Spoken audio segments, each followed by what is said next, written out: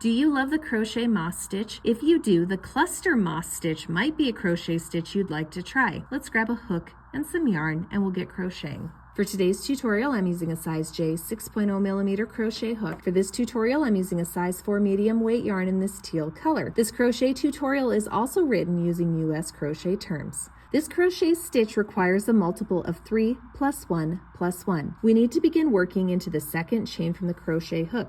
Into that second chain from the hook, we're going to place a single crochet stitch. Now we're going to chain 1. We're going to skip 2 chains.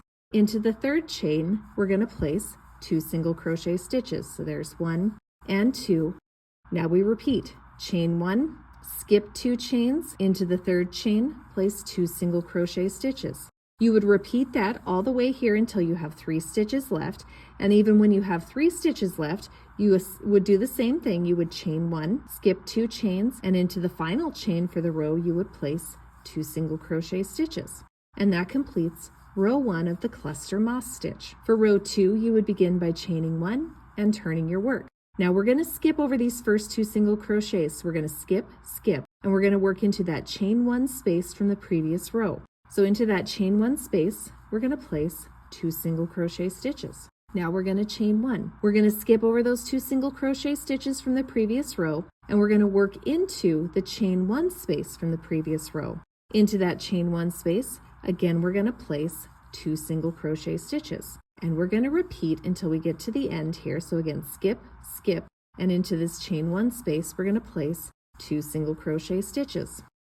We will have 1 stitch remaining, and into that last stitch right there, we're just going to place 1 single crochet stitch to end row 2. To start row 3, we begin by chaining 1 and turning our work. We are going to work 1 singular crochet stitch into this very first stitch of the row.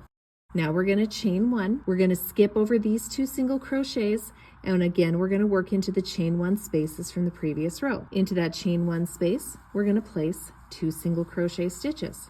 Now we're going to chain 1. We're going to skip all the way over to the next chain 1 space, and we're going to place 2 single crochet stitches.